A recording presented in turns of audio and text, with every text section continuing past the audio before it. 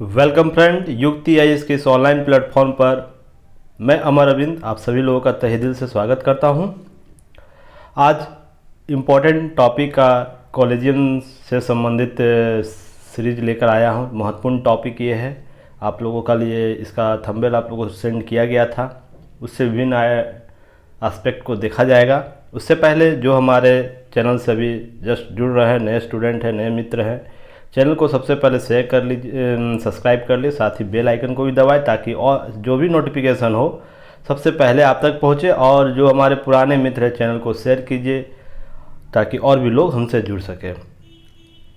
युक्ति आईएएस के द्वारा विभिन्न प्लेटफॉर्म पर कार्य किया जा रहा है, यूट्यूब पर, टेलीग्राम पर, फेसबुक, व्हाट्सएप और फेसबुक ग्रुप से आप लोग डिस्क्रिप्शन बॉक्स में लिंक दिया रहता है या कमेंट सीरीज में आपको टेलीग्राम का लिंक दिया रहता है, उससे जुड़िए। और जो भी आपको युक्ति परिवार आपको दिए मटेरियल अपलोड कर रहा है, जिससे आपको परीक्षा उपयोगी चीज़ें आप लोगों को बहुत सी मिल रहे होंगे।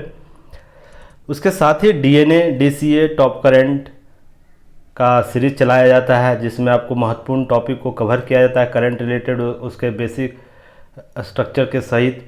साथ ही साथ डेली करंट क्विज चलाया जाता है टेलीग्राम पर। तो इसके लिए आप लोग को 3 शिफ्ट में चलाया जाता है, एक सुबह मॉर्निंग में, एक दोपहर में और एक इवनिंग में आप लोग चलाया जाता है। तो और उसके लिए शेड्यूल बना हुआ है, इस अगस्त मंथ तक का शेड्यूल बना हुआ है।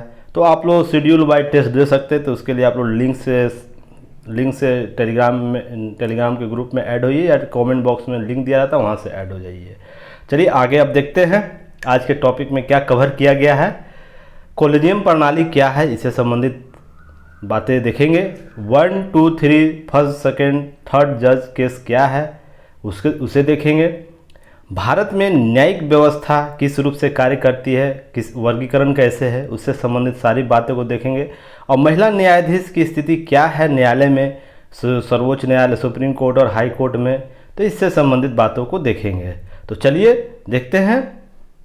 पहला आपको कॉलेजियम प्रणाली से संबंधित बातें देखनी है। क्या है यह कॉलेजियम प्रणाली या न्यायाधीशों की नियुक्ति और स्थानांतरण। तो क्या करता है, नियुक्ति और स्थानांतरण से संबंधित एक प्रणाली है जो संसद में किसी अधिनियम या संविधान के प्रावधान द्वारा स्थापित न होकर सर्वोच्च न्यायालय द्वारा निर्णय जो आए हैं उसके माध्यम से विकसित हुआ है। तो क्या है यह नियुक्ति और स्थानांतरण से संबंधित बातें का मैटर है ये। साथ में यह कोई संसद की विधि द्वारा स्थापित नहीं है, यह सर्वोच्च न्यायालय द्वारा जो निर्णय आए थे समय समय पर उसके द्वारा स्थापित एक प्रक्रिया है या प्रणाली है। कॉलेजियम का विकास कैसे हुआ उसके संदर्भ में बातें देखते हैं। तो इसके लिए 3 जज केस आपको देखना होगा, फर्स्ट, सेकेंड और थर्ड केस। तो इसके संदर्भ में पहला देखते हैं क्या है, प्रथम न्यायाधीश मामला, फर्स्ट जज केस 1981। ये सबसे महत्वपूर्ण था क्योंकि यहीं से शुरुआत हुआ था, तो ये सबसे महत्वपूर्ण था केस। तो एसपी गुप्ता बनाम भारत संघवाद। तो जब कॉलेजियम की बात की जाएगी तो आपको ये पता होना चाहिए, एसपी गुप्ता बनाम संघवाद जो आया था 1981 में, इसी में फर्स्ट जज के संदर्भ में कॉलेजियम व्यवस्था की शुरुआत की गई थी, जिसे प्रथम न्यायाधीश मामला के नाम से भी जाना जाता है। सर्वोच्च न्यायालय ने निर्णय दिया इस वाद में कि न्यायिक नियुक्ति के मामले में भारत के मुख्य न्यायाधीश चीफ जस्टिस ऑफ इंडिया के साथ पूर्ण और प्रभावी परामर्श होना चाहिए। जो राष्ट्रपति नियुक्ति करते हैं, राष्ट्रपति द्वारा न्यायाधीशों की नियुक्ति की जाती है, chief justice of India plus और भी जो न्यायाधीश अन्य न्यायाधीशों की नियुक्ति की जाती है, उसमें क्या होना चाहिए, तो चीफ जस्टिस ऑफ इंडिया का पूर्ण और प्रभावी परामर्श होना चाहिए। तो ये फर्स्ट जज निर्णय में आया था आपको। इसके अलावा यह निर्धारित किया गया क्या न्यायिक नियुक्तियों और तबादलों पर भारत के मुख्य न्यायाधीश चीफ जस्टिस ऑफ इंडिया का सुझाव प्रधानता को ठोस कारणों से अस्वीकार किया जा सकता है। साथ ही इसके साथ ये भी बोला गया इस केस में, क्या आपको राष्ट्रपति केवल इसी आधार पर इस अनुशंसा को हट नहीं मान सकते हैं, क्यों, प्रधानता एक ठोस कारण होना चाहिए उनकी अनुशंसा चीफ जस्टिस ऑफ इंडिया का। तो इस आधार पर फर्स्ट केस में ये बातें सामने आई थी। उसके बाद इस निर्णय के अगले 12 वर्षों के लिए न्यायिक नियुक्ति न्यायपालिका पर कार्यपालिका की प्रधानता स्थापित रही। तो यहाँ पर आप देख रहे हैं न्यायपालिका पर कार्यपालिका की प्रधानता, तो इस 12 वर्षों तक इस नियुक्ति में रही। नेक्स्ट था दूसरा न्यायाधीश मामला सेकेंड जज केस 1993। इसमें भी बहुत सी बातें कही गई थी, तो महत्वपूर्ण बात क्या थी उसमें देखते हैं। सर्वोच्च न्यायालय की कोलेजियम प्रणाली की शुरुआत के साथ ही स्पष्ट हो गया था, परामर्श का अर्थ वास्तव में सहमति से है। यहाँ इस बात में स्पष्ट कर दिया गया सेकेंड जज बेंच में, क्या यह परामर्श जो होगा वो सहमति ही माना जाए कि पूर्ण रूप से चीफ जस्टिस ऑफ इंडिया ने जो अनुशंसा की है उनकी तरफ से अनुशंसा और उन्हीं की नियुक्ति की जाए। जो पैनल बनाया गया है, एक से मान लीजिए नियुक्ति करना है, 10 लोगों की नियुक्ति करना है जजों की, तो 1 से 10 लोगों का जो नियुक्ति करना है, तो जो चीफ जस्टिस ऑफ इंडिया ने लिस्ट दिया है उन्हीं को माना जाए, ये कहा गया इस केस में। इस मामले में सर्वोच्च न्यायालय ने आगे कहा कि चीफ जस्टिस ऑफ इंडिया जो है व्यक्तिगत राय नहीं होगी, उसके साथ सर्वोच्च न्यायालय के न्यायाधीश 2 वरिष्ठतम न्यायाधीशों का परामर्श ली जाएगी, एक संस्थागत राय होगी, अर्थात chief justice of India plus 2 अन्य वरिष्ठतम न्यायाधीश जो सर्वोच्च न्यायालय के हैं उनका एक पैनल के तहत एक राय लिया जाएगा, उसके आधार पर राष्ट्रपति नियुक्ति करेंगे। पहले क्या होता था, केवल चीफ जस्टिस ऑफ इंडिया के द्वारा अनुशंसा राष्ट्रपति को की जाती थी। अब इस सेकेंड में क्या हो गया, सेकेंड में 2 व्यक्ति और जज जुड़ गए, तो ये महत्वपूर्ण हो गया। तो यहाँ से प्रश्न आपको पूछे जाते हैं। तीसरा न्यायाधीश मामला थर्ड जज केस क्या था 1998, यह था वर्ष 1998 पूर्व राष्ट्रपति KR नारायणन द्वारा जारी प्रेसिडेंशियल रेफरेंस के बाद सर्वोच्च न्यायालय में 5 सदस्यीय निकाय के रूप में कोलेजियम का विस्तार कर दिया गया, विस्तार किया, जिसमें चीफ जस्टिस ऑफ इंडिया और उसके अतिरिक्त 4 वरिष्ठतम न्यायाधीश शामिल थे। तो पहले क्या था, फर्स्ट में सेकेंड में चीफ जस्टिस ऑफ इंडिया और प्लस 1, ठीक। फर्स्ट में थे केवल चीफ जस्टिस ऑफ इंडिया और थर्ड केस में क्या हो गया, chief justice of India plus 4 अन्य। तो सभी से आपको पीटी में प्रश्न पूछे गए हैं, तो आप लोग ध्यान रखिए। नोट या ध्यान रखिएगा, क्या है नोट इसके संबंध में, सर्वोच्च न्यायालय कोलेजियम की अध्यक्षता चीफ जस्टिस ऑफ इंडिया के द्वारा की जाती है। इसमें सर्वोच्च न्यायालय के 4 वरिष्ठतम न्यायाधीश शामिल होते हैं। तो अध्यक्षता कौन करते हैं, ऑटोमेटिक जो सब न्यायाधीश है, मुख्य न्यायाधीश वही करेंगे। राष्ट्रपति न्यायिक नियुक्ति आयोग नेशनल जुडिशियल अपॉइंटमेंट कमीशन जो 2015 में बनाया गया था संसद के द्वारा, उसे सुप्रीम कोर्ट ने रद्द कर दिया संवैधानिक बोलते हुए। क्यों किया, क्योंकि वह उनका सर्वोच्च न्यायालय का मानना था कि न्यायालय की स्वतंत्रता का प्रश्न इससे संबंधित उठेगा, कार्यपालिका का प्रभुत्व बढ़ेगा। क्योंकि इसमें जो पैनल बना था उसमें सुप्रीम कोर्ट के जज chief justice of India plus कुछ जज थे और प्लस सरकार के द्वारा नामित कुछ व्यक्ति थे। तो इसलिए अब इसके संदर्भ में अनुच्छेद 124(2) आप लोग की याद होनी चाहिए, जिसमें सर्वोच्च न्यायालय के न्यायाधीशों की नियुक्ति की चर्चा की जाती उपबंध है, और 217 जिसमें उच्च न्यायालय के न्यायाधीशों की नियुक्ति की संबंध में बातें की गई है। अब सर्वोच्च न्यायालय के चीफ जस्टिस अभी वर्तमान में कौन कौन हैं, जो हाल में रिटायर किया और वर्तमान में कौन है, उसके संदर्भ में देखते हैं। तो 45वां से कम आप लोग याद जरूर रखिएगा। तो कमेंट बॉक्स में बताइए कि फर्स्ट कौन थे सर्वोच्च न्यायालय के न्यायाधीश, मुख्य न्यायाधीश, तो आप लोग कमेंट बॉक्स में बताइए। तो 45वें कौन थे, दीपक मिश्रा अगस्त 2017 से 18 तक रहे। 46वें रंजन गोगोई 18 अक्टूबर 18 से नवंबर 2019 तक रहे थे मुख्य न्यायाधीश। 47वें शरद अरविंद बोबड़े नवंबर 2019 से अप्रैल 2021 तक। और 48वें NV रमन जी हैं, जो अप्रैल 2024 अप्रैल को बनाएगा और अब तक हैं। इसके बाद जिनकी नियुक्ति होंगी वो 49वें। आप लोग कमेंट बॉक्स में ये बताइए, शरद अरविंद बोबड़े की नियुक्ति इस पद के बाद कहाँ की गई और रंजन गोगोई की कहाँ की गई थी, कहाँ उनका चयन पुनः हुआ है, वो कहाँ गए हैं, इसके संदर्भ में आप लोग बताइए कमेंट बॉक्स में।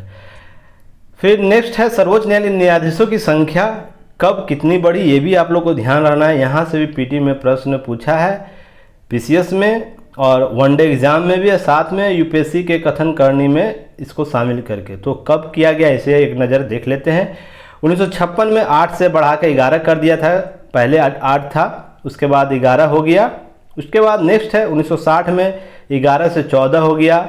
1978 में 14 से 18 कर दिया गया। न्यायाधीशों की संख्या सुप्रीम कोर्ट की बात हो रही है, कुल न्यायाधीशों की संख्या।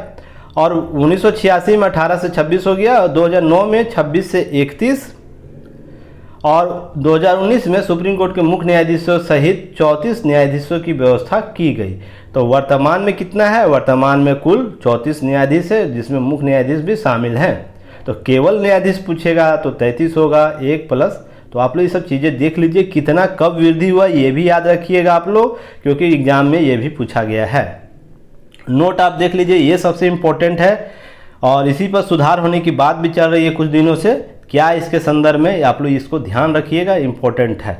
महिला न्यायाधीशों की स्थिति के संदर्भ में क्या ऐसी स्थिति है जिसमें 34 अभी सुप्रीम कोर्ट में है, और हाई कोर्ट में जो न्यायाधीश हैं उसमें महिलाओं की स्थिति के संदर्भ में, तो वो क्या है? मौजूदा समय में सुप्रीम कोर्ट में 34 न्यायाधीश में से इंदिरा बनर्जी अकेली महिला न्यायाधीश है। तो ये तो पीटी में आपको प्रश्न पूछा जाएगा, अकेली महिला न्यायाधीश कौन है? इंदिरा बनर्जी। दूसरा इसमें है क्या? देश भर में 25 उच्च न्यायालयों में से केवल एक में ही न्यायाधीश हैं, वो कौन है? तेलंगाना, हिमा कोहली। नेक्स्ट है, अब तक केवल 8 महिलाओं को भारतीय जो सर्वोच्च न्यायालय है अदालत में न्यायाधीश के तौर पर नियुक्त किया गया। तो कितने को किया गया है? 8 को। वो लिस्ट आप लोग देख लीजिएगा, सर्च कर लीजिएगा। और 1989 में जस्टिस फातिमा बीबी सर्वोच्च न्यायालय की पहली न्यायाधीश बनी। तो ये काफ़ी बार पीटी में आप लोगों को प्रश्न पूछा है। तो कब बनी थी? 1989 में। उच्च न्यायालय जो है कुल कितने न्यायाधीश है? 661 है, और इसमें 73 महिलाएं हैं अभी। नेक्स्ट है मणिपुर, मेघालय, बिहार, त्रिपुरा, उत्तराखंड जो उच्च न्यायालय है वहाँ पर भी कोई महिला नहीं है। तो बीपीएससी के संदर्भ में और भी जो एग्ज़ाम आगे होने वाले उसके संदर्भ में ये बहुत इंपॉर्टेंट हो जाता है। कहाँ पर नहीं है? न्यायिक व्यवस्था देख लेते हैं क्या है भारत का न्यायिक व्यवस्था इसके संदर्भ में। तो सबसे पहले क्या होता है? सबसे पहले आपको सुप्रीम कोर्ट होता है, सर्वोच्च न्यायालय होता है, एकहरी न्यायिक व्यवस्था है, उसी के नीचे सब है। तो इसी संदर्भ में बना हुआ डायग्राम भी है, उसी के संदर्भ में आप लोग देखिएगा।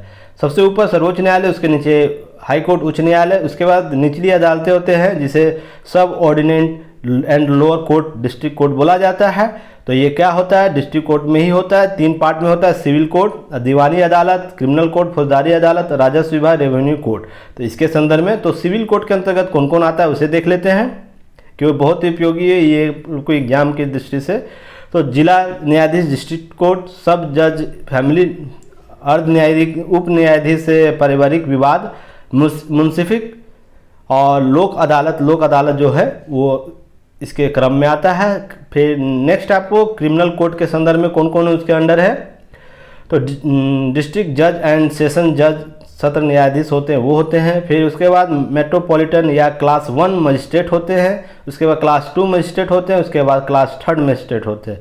तो प्रश्न आपको पीटी में पूछा था कि क्लास मजिस्ट्रेट कहाँ होता है? सेकेंड क्लास मजिस्ट्रेट किस टर्म में होता है? सिविल न्यायालय, दीवानी अदालत, फौजदारी, राजस्व या इसके संदर्भ में। राजस्व में देखते हैं, राजस्व अधिकारी रेवेन्यू कोर्ट होता है, बोर्ड ऑफ रेवेन्यू राजस्व मंडल होता है, कलेक्टर आयुक्त, कलेक्टर, कमिश्नरी कलेक्टर से वहाँ पर होते हैं। फिर तहसीलदार होते हैं और सहायक तहसीलदार, असिस्टेंट तहसीलदार होते हैं। इस संदर्भ में वर्गीकरण है। अब नेक्स्ट देखते हैं विभिन्न न्यायिक नियुक्तियों के लिए जो निर्धारित प्रक्रिया क्या है वो देख लेते हैं। तो भारत के मुख्य न्यायाधीश के लिए क्या है? CGI, chief justice of India, सर्वोच्च न्यायालय के अन्य जजों की नियुक्ति भारत के राष्ट्रपति द्वारा की जाती है। तो किनके द्वारा की जाती है? राष्ट्रपति के द्वारा की जाती है। अगले CGI, chief justice of India जो है के संदर्भ में वर्तमान जो चीफ जस्टिस ऑफ इंडिया हैं कोलिजियम के माध्यम से ही उत्तराधिकारी का नाम का सिफारिश कर लेते हैं कि एक पैनल भेज देते हैं राष्ट्रपति को कि अगला किनको बनाना है। वो अरिस्टम के आधार पर होता है, तो पैनल कर देता है, पैनल भेज दिया जाता है राष्ट्रपति और राष्ट्रपति उनकी नियुक्ति कर देते हैं। सर्वोच्च न्यायालय के न्यायाधीश, सर्वोच्च न्यायालय के अन्य न्यायाधीशों के नामों का चयन भी प्रस्ताव CGI, chief justice of India के द्वारा की जाती है, जिनकी नियुक्ति राष्ट्रपति द्वारा की जाती है। चीफ जस्टिस ऑफ कॉलेजियम के बाकी सदस्यों के साथ साथ उस उच्च न्यायालय के वरिष्ठतम न्यायाधीश से भी परामर्श करता है जिसमें न्यायाधीश के पद के अनुशंसित व्यक्ति सम्मिलित हैं। उच्च न्यायालय में अगर करना है तो वहाँ के वरिष्ठतम न्यायाधीश या मुख्य न्यायाधीश जो हैं उनकी आपको अनुशंसा चीफ जस्टिस ऑफ इंडिया लेता है। निर्धारित प्रक्रिया के तहत परामर्शदाताओं को लिखित रूप से अपनी राय दर्ज करनी होती है। जो भी कॉलेजियम में शामिल लोग हैं उनको लिखित दर्ज अपना देना होता है। इसके बाद इसे फाइल का हिस्सा बना लिया जाता है। उसके बाद नेक्स्ट आपको कॉलेजियम केंद्रीय कानूनी मंत्री को अपनी सिफारिश से भेजता है, उसका जिसके माध्यम से राष्ट्रपति द्वारा इसकी सलाह से प्रधानमंत्री को भेज दिया जाता है और नियुक्ति कर दी जाती है। नाम राष्ट्रपति का होता है पर प्रक्रिया यही है। कौन भेजेगा, किसको भेजेगा? Chief justice of India panel भेजता है कानून मंत्री को, कानून मंत्री भेजता है इसे, जिसके माध्यम से राष्ट्रपति की सलाह पर प्रधानमंत्री की नियुक्ति कर देता है। तो शपथ कौन दिलाता है? राष्ट्रपति ही दिलाते हैं, शपथ राष्ट्रपति ही दिलाते हैं, पर प्रक्रिया ऐसे होती है नियुक्ति का। उच्चतम न्यायालय के मुख्य न्यायाधीश के लिए क्या है? उच्चतम न्यायालय चयन निर्णय कॉलेजियम द्वारा की जाती है। उच्चतम न्यायालय के न्यायाधीशों की सिफारिश चीफ जस्टिस ऑफ इंडिया 2 उच्चतम न्यायाधीशों के एक कॉलेजियम व्यवस्था द्वारा की जाती है। इसके लिए प्रस्ताव को संबंधित उच्च न्यायालय के वर्तमान न्यायाधीश द्वारा भेज अपने वरिष्ठतम सहयोगी के परामर्श के बाद की जाती है। तो नोट में आप लोग ध्यान रखिएगा, पहले भी बता दिया गया है। यह सिफारिश मुख्यमंत्री को भेजी जाती है। उसके बाद वहाँ केंद्रीय कानून मंत्री को भेज देने के बाद राज्यपाल की सलाह से राज्यपाल नियुक्ति कर देते हैं इनकी।